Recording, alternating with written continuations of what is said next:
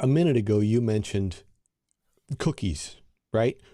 Yes. That's been one of the big stories of 2024 for the world of marketers, because Google is like, well, we're getting rid of first party, we're getting rid of third party cookies. Oh, wait a minute, we're not getting rid of third party. It's still a big fat Yeah. mess, right? Yeah. And following from the previous discussion about On24, and On24 is not alone in this, but I've been a big advocate of going, but what about getting first party Right. data from which you drive everything else through your CRM or however you continue to market, remarket, personalize. Right.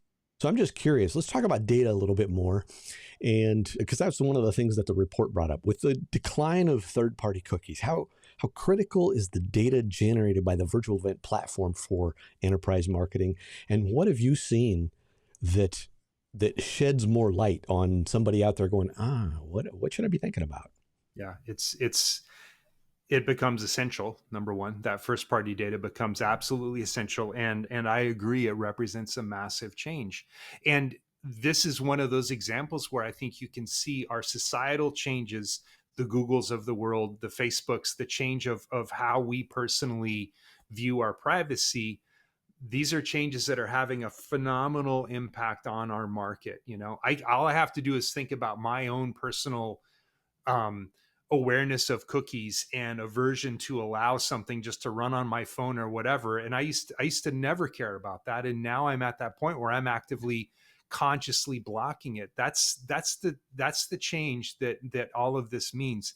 And yes, if you don't have that ability to passively gather information, which is the departure of third party cookies in a way to actually passively gather that, you have to become an active participant, an active gatherer of the data that you want to gain. And to your point, there absolutely are positives with that, but it absolutely raises the bar for you needing to make sure that you have the quality of your content, the meaningfulness of your interactions with your potential customers. That becomes that much more important, because you are now relying on it to build that relationship. What we're talking about is that requirement for you to develop an active relationship, a nurturing education with your potential clients. That's the only way you're going to get first party data, outside of that maybe one hit you do and then they're gone for the rest of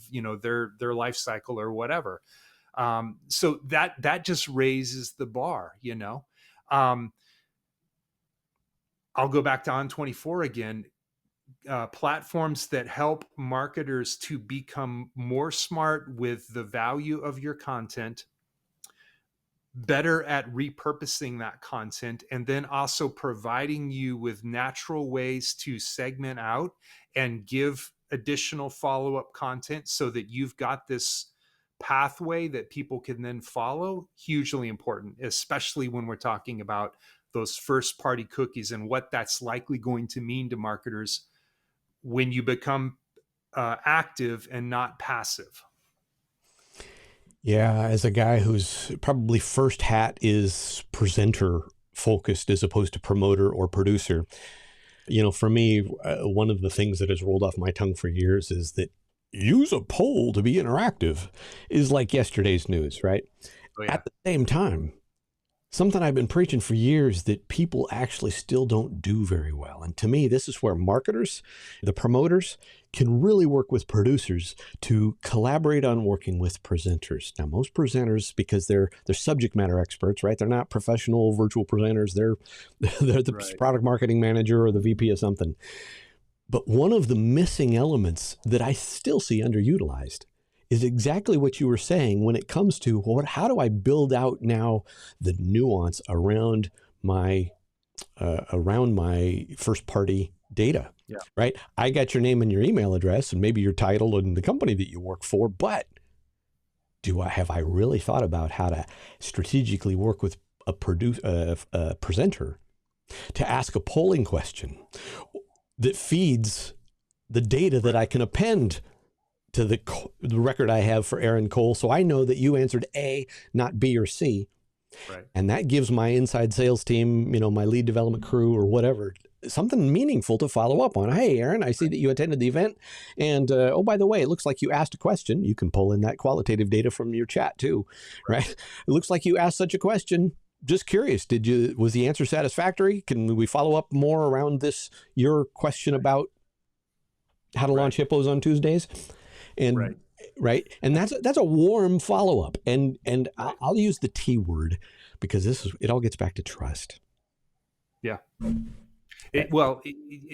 Exactly. It gets back to trust. And if it's something that I, as an attendee on your event, if it's something that resonates with me, I'm interested in, I'm way more likely to respond to that. I am way more likely to return a message to your soft, cold sales pitch people if it's something that's relevant to me. And that's largely, again, when we're talking about how to position content, being smart of, hey, we noticed you voted on the poll, blah, blah, blah.